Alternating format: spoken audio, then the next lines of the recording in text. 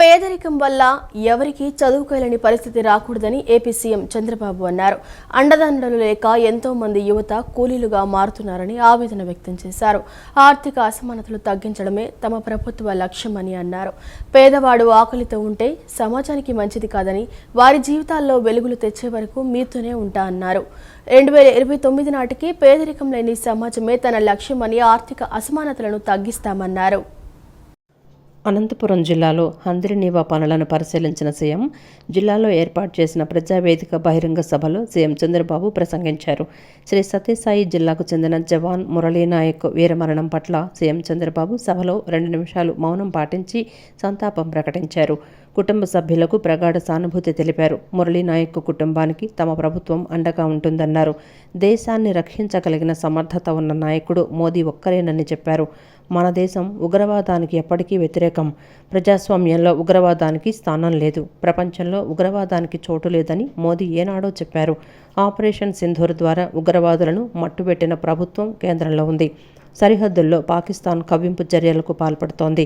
దేశానికి సేవ చేసేందుకు యువత సైన్యంలో చేరుతున్నారు. సైన్యానికి మనమంతా అండగా ఉంటూ వారి పోరాటానికి మద్దతివ్వాలని చంద్రబాబు విజ్ఞప్తి చేశారు. 2029 నాటికి పేదరికం లేని సమాజమే తన లక్ష్యమని, ఆర్థిక అసమానతలను తగ్గిస్తామన్నారు. టెక్నాలజీ సరిగా వాడుకుంటేనే మనం ముందుకెళ్లగలమన్నారు. సమాజాన్ని ఆసరా చేసుకుని బాగుపడిన వారు ఆలోచించాలని, ఇంకా ఎంతోమంది పేదరికంలో ఉన్నారని చెప్పారు. పేదవాళ్లను పైకి తీసుకొచ్చేందుకు తమ పరిధిలో చేయూత ఇవ్వాలని కోరారు. కింద స్థాయిలో ఉన్న 20% మందికి అండగా నిలుద్దామని చెప్పారు. సూచనలు, సలహాలే కాదు, అవసరమైతే కాస్త డబ్బు ఖర్చు చేద్దామన్నారు. ఆర్థిక అసమానతలు తగ్గించడమే తమ ప్రభుత్వ లక్ష్యమని అన్నారు.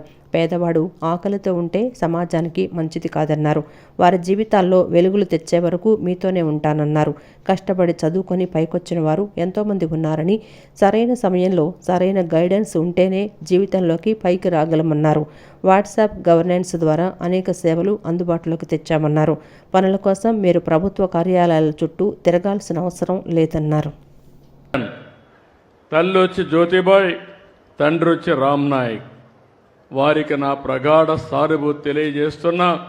ఈ రాష్ట్రం, ప్రభుత్వం, సమాజం మీకు అండగా ఉంటామని ఈ సభా సమావేశంలో హామీ ఇస్తున్నానని చెప్పి కూడా నేను మీకు తెలియజేసుకుంటున్నాను. 2 సంవత్సరాలు ఆర్మీలో ఉన్నాడు, ఎనలేని సేవలు అందించాడు. మనం అందరం ఒక విషయం గుర్తుపెట్టుకోవాలి. ఈరోజు ఎవరైతే సైనికులు ఉన్నారో వారు బార్డర్లో ఉండి అనునిత్యం మన కోసం నిద్రాహారాలు మాని దేశ రక్షణ చేస్తున్నారు. కాబట్టి మనం హాయిగా నిద్రపోగలుగుతున్నాం. అలాంటి ఈరోజు మనం చూస్తూ ఉంటే కొన్ని దేశాలు ప్రజాస్వామ్యంలో ప్రపంచంలో ఎక్కడ కూడా హింసకు తావు లేదు. అందరూ కూడా ప్రగతిలో పోటీ పడవలసిన అవసరం ఉంది. దేశాన్ని అభివృద్ధి చేసుకుని ప్రజలకు మెరుగైన జీవన ప్రమాణాలు అందజేయాల్సిన విషయం ఉండాలి. కానీ ఎక్కడికక్కడ కవ్వింపు చర్యలు చేయడం, లేనిపోని సమస్యలు క్రియేట్ చేయడం చాలా బాధేస్తుంది. అయితే ఇలాంటి జరిగినప్పుడు మనం అందరం కూడా అండగా ఉండాలి. దేశభక్తితో ముందుకు పోవాల్సిన అవసరం ఉంది. మన రాష్ట్రంలో ఉండే అన్ని ప్రాంతాలు కూడా అప్రమత్తంగా ఉండాలి. దేశం చేసే పోరాటానికి ప్రతి ఒక్క వ్యక్తి సంఘీభావాన్ని తెలియజేయాలి.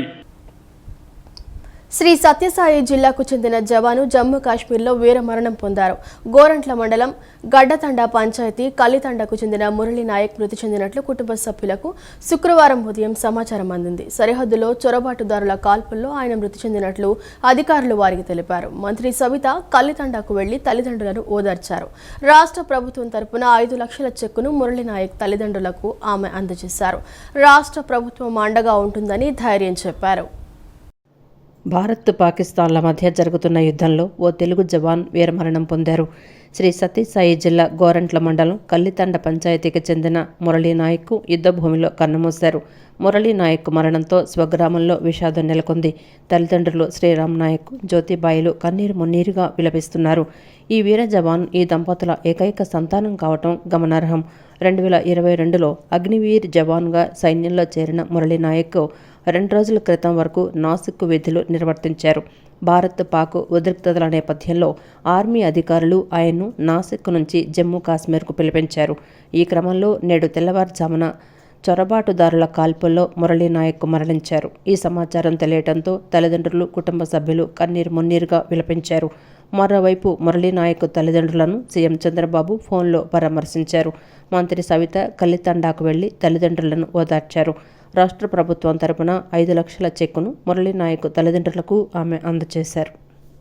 చంద్రులు ఉన్నంత కాలము అలవలేని వారు కొంతమందే ఉంటారు. మన చరిత్ర ఈరోజుకి స్వాతంత్రం కోసం ఎంతోమంది పోరాట త్యాగం చేసినందుకు ఈరోజు మన స్వాతంత్రం వచ్చింది. ఈరోజు మన మురళీ నాయక్ కూడా ధర్మం కోసం, దేశం కోసం ప్రాణాలు వదిలిన వీర సైనికుడనే చెప్పాలి. ఎందుకంటే అతి చిన్న వయసులోనే నేను ఒక్క రోజైనా సైనికునిగా ఉండి మరణించేదే తప్ప ఆర్మీకి పోకుండా ఉండనని తల్లిదండ్రులతో, గ్రామస్తులతో, అంటే అతనిలో ఉన్న దేశం మీద ఉన్న భక్తి ఏంటో ఆయన మరొకసారి కూడా చూపించారు. మరి నిజంగా మరి ఈ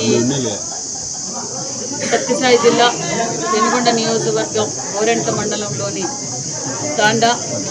తల్లిదండ శ్రీరాములు నాయక్, జ్యోతిబాయికి ఉన్న ఏకైక సంతానం మురళీ నాయక్. మరి మురళీ నాయక్ వారి బాధ అయితే నిజంగా చెప్పరాని బాధ. కానీ ఒక పక్క వాళ్ళు నిజంగా నా కొడుకు ఈ దేశం కోసం ప్రాణాలు ఇచ్చామన్న ధైర్యంగా కూడా ఉంటున్నారు. అదేవిధంగా ఆ తల్లిదండ్రులకు కూడా నిజంగా మనమందరం రుణపడి ఉండాలని కూడా తెలియజేస్తున్నాం. ఎందుకంటే వారు చేసిన త్యాగం అంతా ఇంతా కాదు. మరి ఇప్పుడు ముఖ్యమంత్రి గారు కూడా మాట్లాడి వాళ్ళ తల్లిదండ్రులు పరామర్శించి వాళ్ళకి వెళ్ళలేలా ఈ కుటుంబానికి ఎప్పుడూ అండగా ఉంటామని కూడా తెలియజేస్తూ, అంతేకాకుండా ఇది అందరూ స్ఫూర్తిగా తీసుకోవాలి.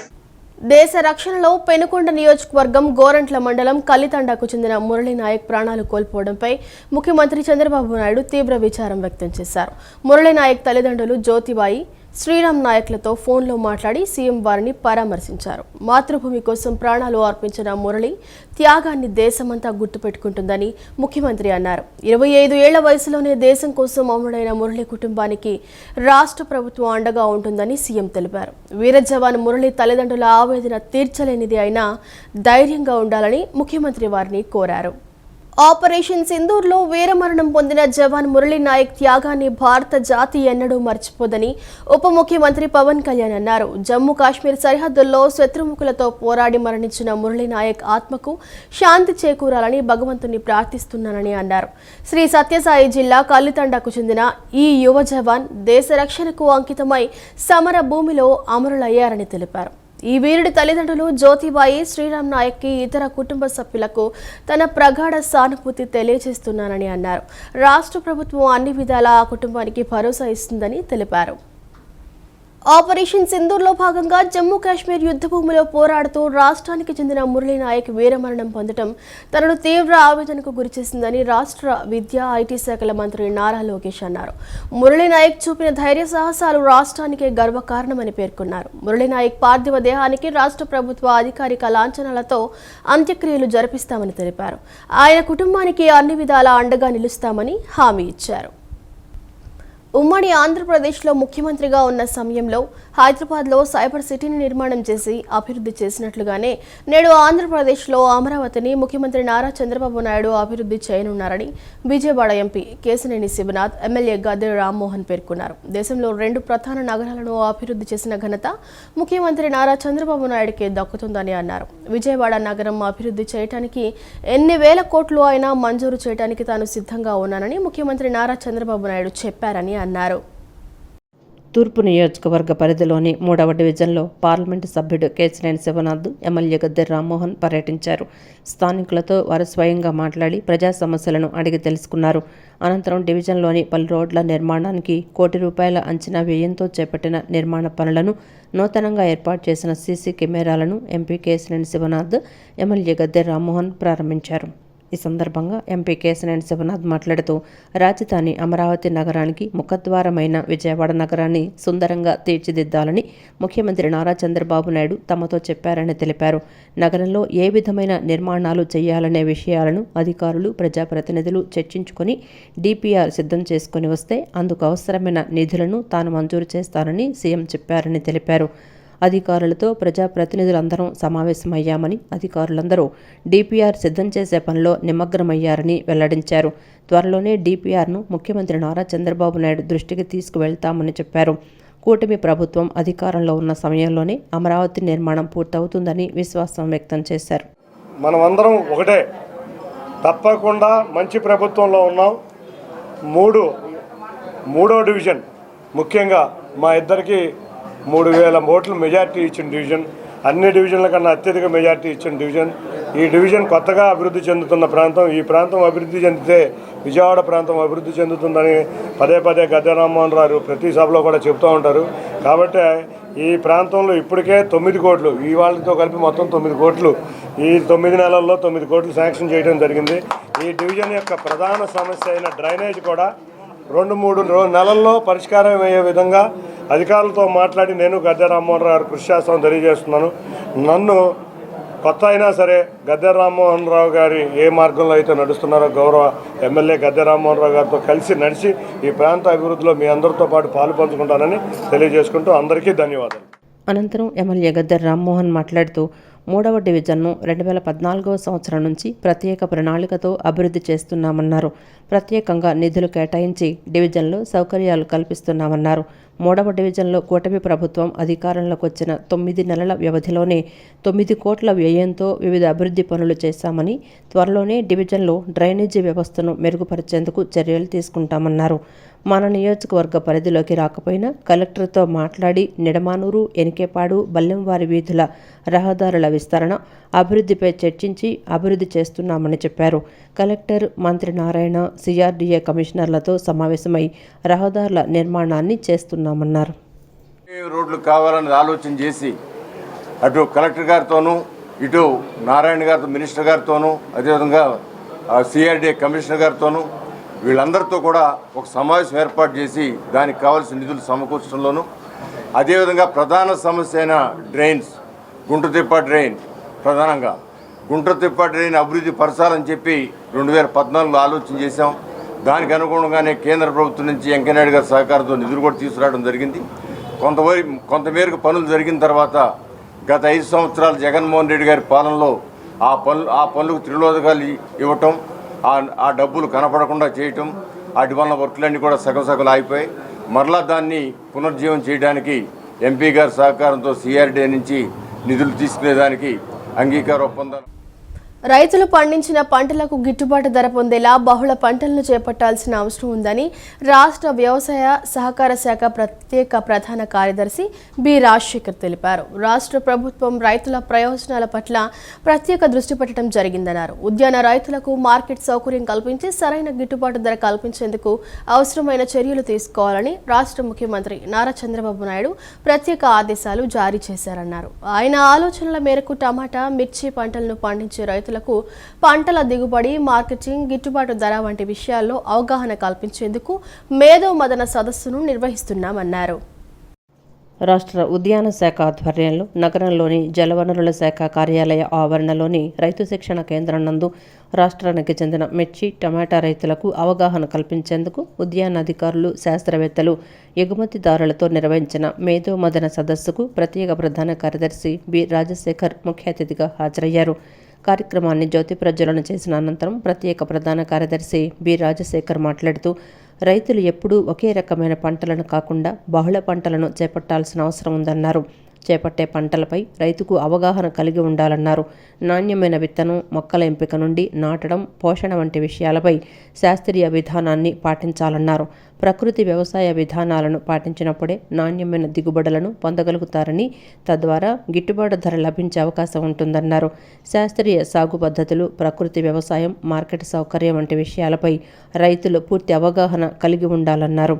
ఏ సమయంలో పంటలు చేపడితే మార్కెట్లో డిమాండ్ కలిగి గిట్టుబాటు ధర లభిస్తుందనే విషయంలో వ్యవసాయ ఉద్యాన శాస్త్రవేత్తలు అందించిన సలహాలు, సూచనలు పాటించాలన్నారు.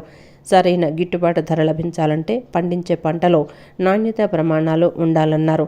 మోతాదుకు మించి రసాయనిక ఎరువులు, పురుగుమందులు వాడటం వలన వాటి అవశేషాల కారణంగా పంట త్వరగా పాడైపోవటంతో పాటు ఎగుమతుల సమయంలో ధర తగ్గిపోవటం జరుగుతుందన్నారు. దీనిని నివారించేందుకు ప్రకృతి వ్యవసాయ పద్ధతులను పాటిస్తూ నాణ్యమైన పంటలు పండించి గిట్టుబాటు ధర పొందటం ఒకటే మార్గమన్నారు.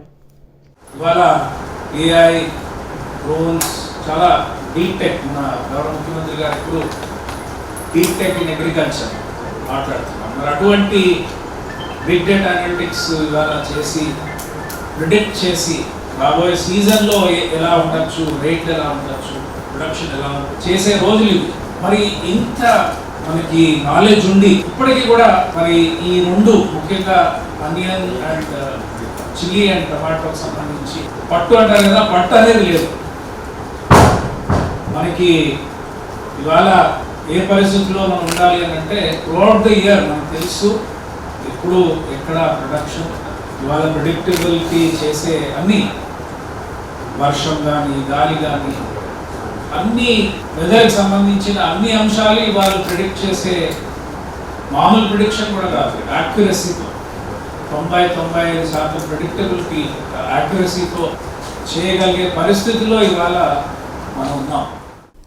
ఆంధ్రప్రదేశ్ రాష్ట్ర శాసన మండలి సభ్యురాలుగా ఇటీవల ఎంపికైన కావలి గ్రీష్మ ఎమ్మెల్సీగా ప్రమాణం చేశారు. రాష్ట్ర అసెంబ్లీ భవనంలోని శాసన మండలి అధ్యక్షులు చైర్మన్ కొయ్యే మోషన్ రాజు వారి ఛాంబర్లో ఆమెతో శాసన మండలి సభ్యురాలిగా ప్రమాణం చేయించారు. అనంతరం శాసన మండలి నియమ నిబంధనలకు సంబంధించిన కిట్ను చైర్మన్ మోషన్ రాజు ఎమ్మెల్సీ గ్రీష్మకు అందించారు. ఈ కార్యక్రమంలో రాష్ట్ర శాసనసభ సెక్రటరీ జనరల్ ప్రసన్న కుమార్ సూర్యదేవర, శాసన మండలి సభ్యురాలు గ్రీష్మ కుటుంబ సభ్యులు తదితరులు పాల్గొన్నారు. పహల్గామ్ ఉగ్రదాడికి వ్యతిరేకంగా భారత త్రివిధ దళాల సారథ్యంలో చేపట్టిన ఆపరేషన్ సింధూర్కు మద్దతుగా శుక్రవారం అమరావతి రాష్ట్ర సచివాలయంలో వివిధ శాఖల అధికారులు, ఉద్యోగులు, పలు ఉద్యోగ సంఘాల ప్రతినిధులు సంఘీభావ ర్యాలీ నిర్వహించారు.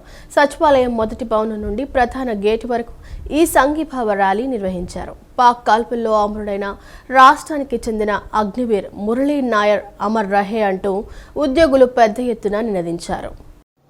పహల్గామ్ ఉగ్రదాడికి వ్యతిరేకంగా భారత త్రివిధ దళాల సారథ్యంలో చేపట్టిన ఆపరేషన్ సింధూర్కు మద్దతుగా నేడు అమరావతి రాష్ట్ర సచివాలయంలో వివిధ శాఖల అధికారులు, ఉద్యోగులు, పలు ఉద్యోగ సంఘాల ప్రతినిధులు సంఘీభావ ర్యాలీ నిర్వహించారు.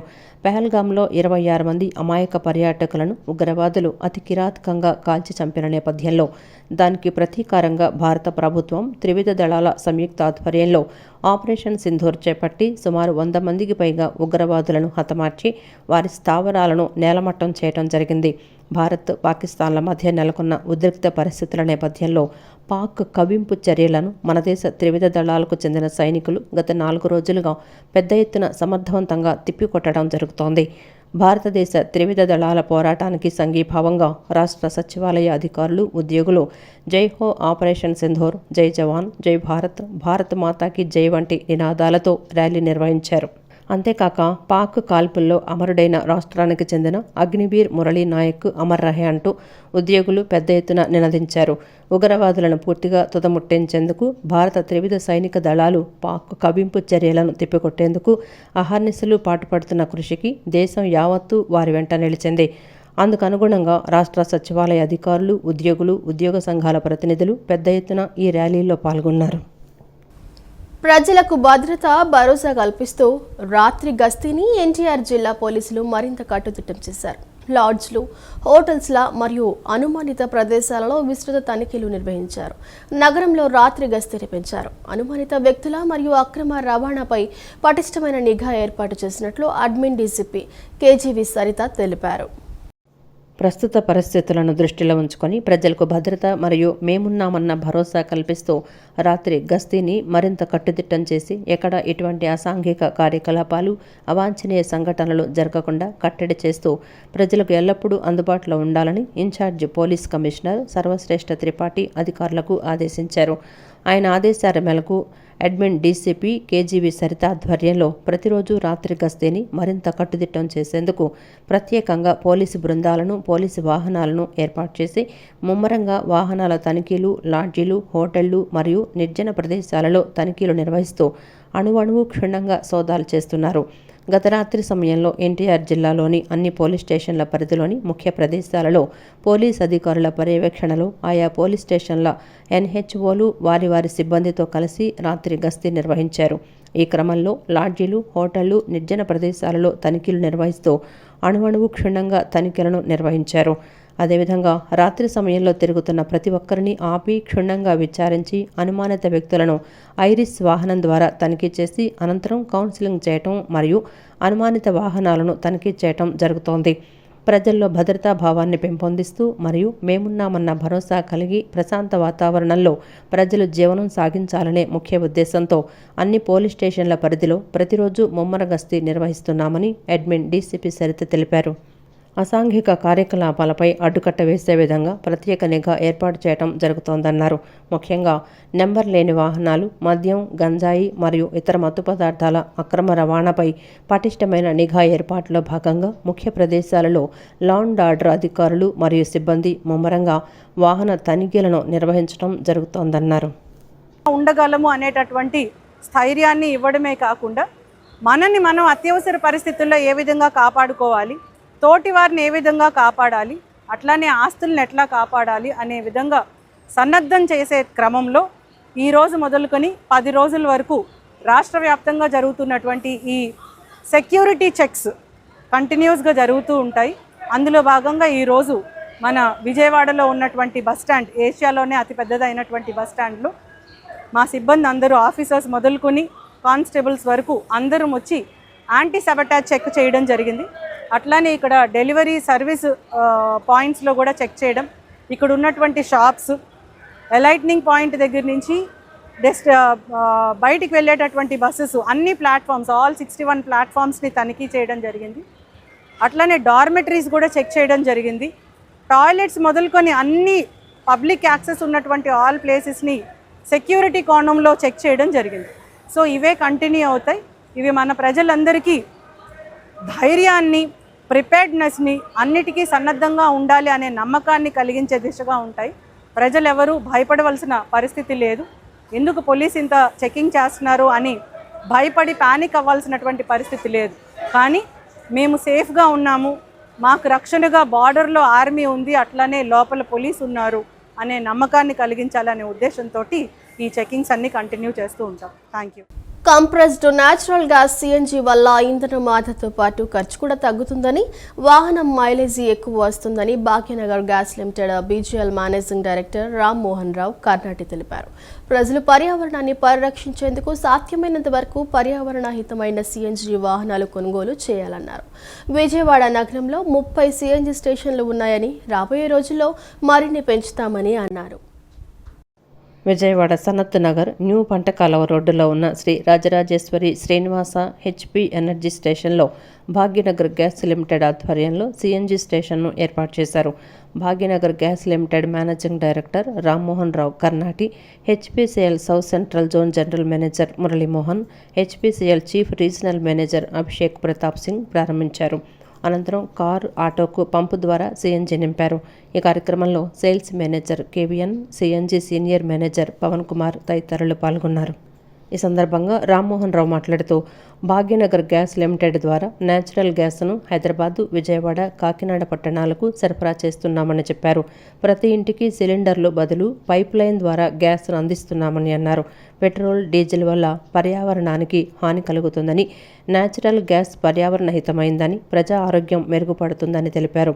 మన పరిసరాలు, గాలి కలుషితం అవ్వకుండా స్వచ్ఛమైన గాలి లభిస్తుందన్నారు. గెయిల్, హెచ్పిసిఎల్ భాగస్వామ్యంతో బీజీఎల్ ఏర్పాటైందని చెప్పారు. చాలా చోట్ల సిఎన్జి చేస్తున్నామని తెలిపారు. ప్రస్తుతం విజయవాడలో 30 ఉన్నాయని, ప్రతి ఏటా పెంచుకుంటూ వెళ్తామని చెప్పారు. మంచి క్లీన్ ఎయిర్ లాగా మన లంగ్స్కి ఉపయోగపడుతుంది.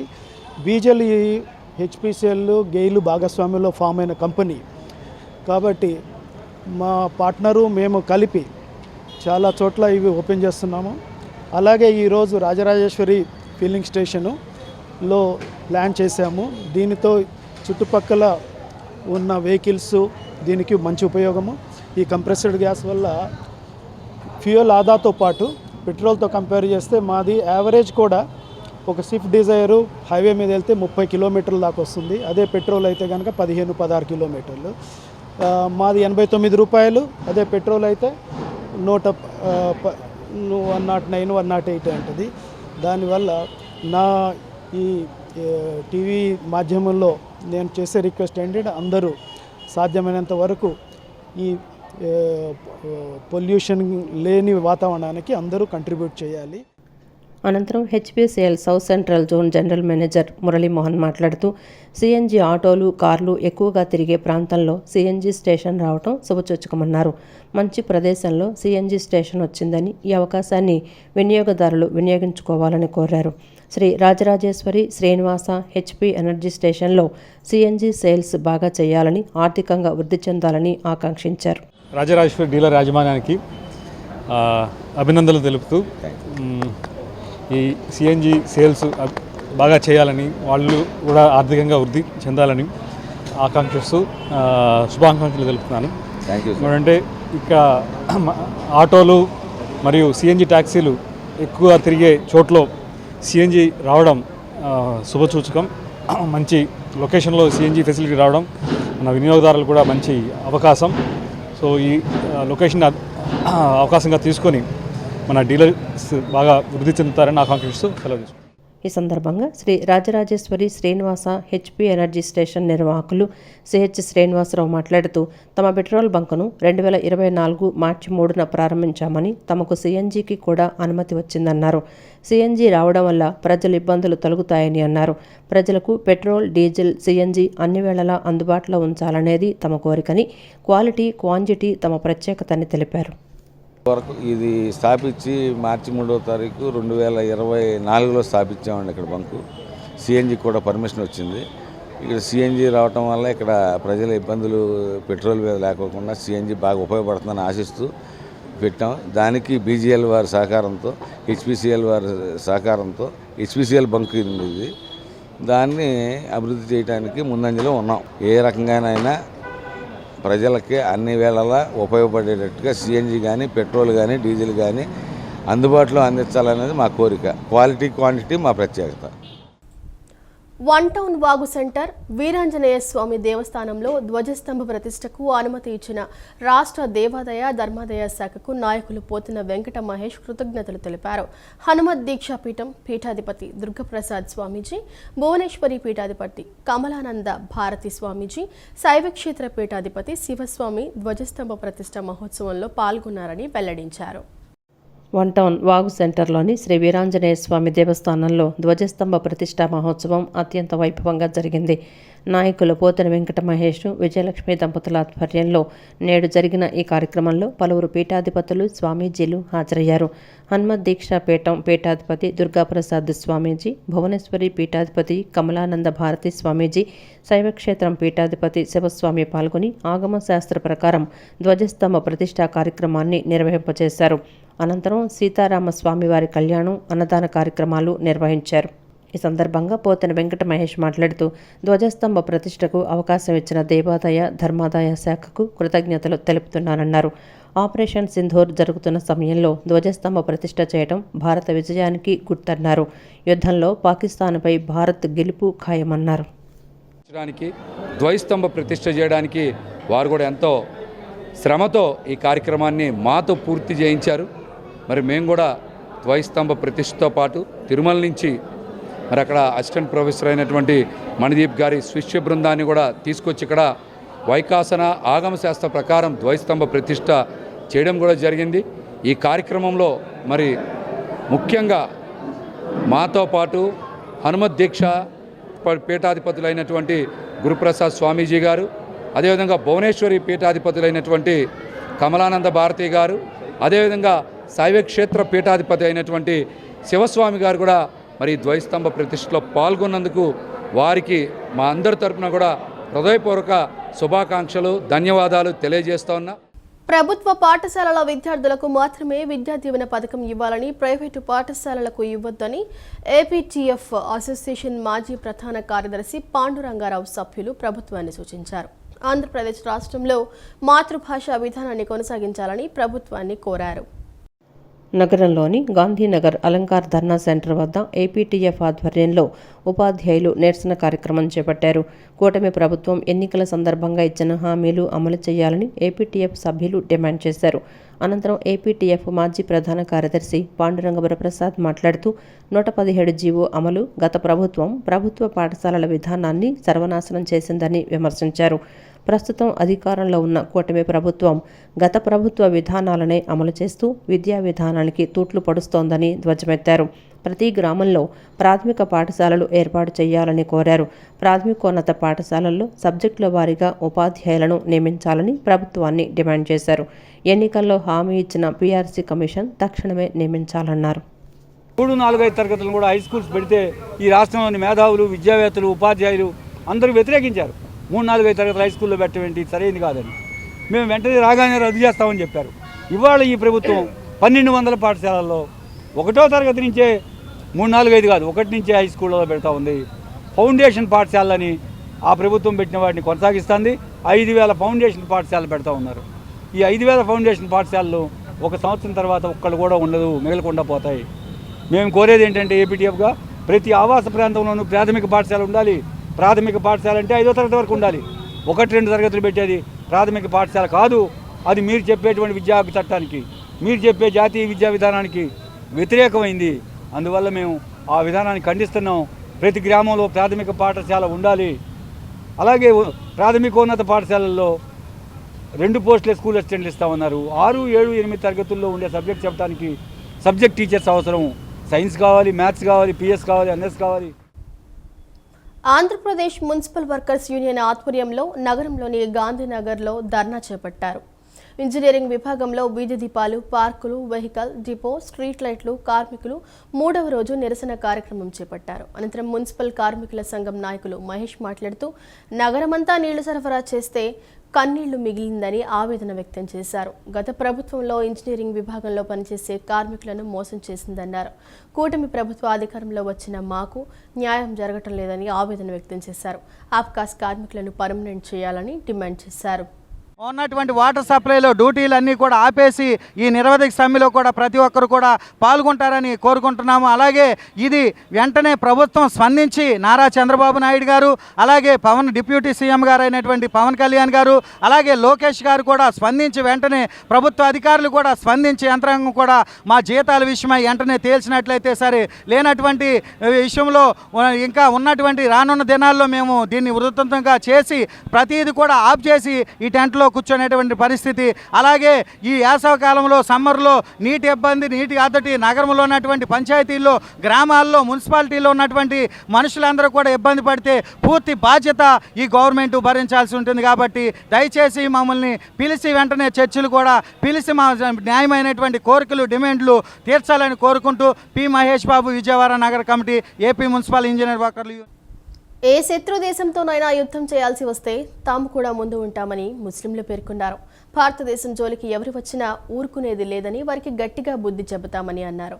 పాకిస్తాన్ ఉగ్రవాదులు చేసిన పహల్గాం దాడికి ప్రతిచర్యగా మన భారత సైన్యం చేసిన ఆపరేషన్ సింధూర్ విజయవంతమైందని యనమలకుదురులోని ఫైజ్ మస్జిద్ ఈద్గా వద్ద ముస్లిం సోదరులు జాతీయ పతాకాన్ని ప్రదర్శిస్తూ హిందుస్థాన్ జిందాబాద్, భారత సైన్యం జిందాబాద్ అంటూ నినాదాలు చేస్తూ అందరికీ మిఠాయిలు పంచారు. శత్రు దేశాలతో యుద్ధం చేయాల్సిన పరిస్థితి వస్తే సైన్యంతో పాటు ముస్లింలు కూడా ముందు వరుసలో ఉంటామని తెలియజేశారు.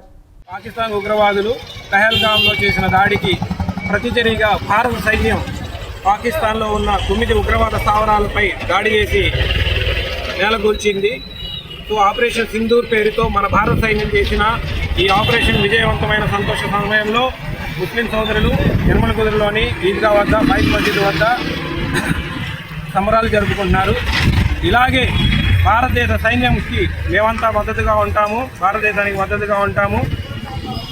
ఎప్పుడైనా కూడా మన శత్రుదేశాలతో యుద్ధం చేయాల్సిన పరిస్థితి వస్తే కనుక సైన్యంతో పాటు అవసరమైతే ముందు వరుసలో ముస్లిం సోదరులు ఎప్పుడు ఉంటారని తెలియజేస్తున్నాం. ఈ వార్తలు ఇంతటితో సమాప్తం. నమస్కారం.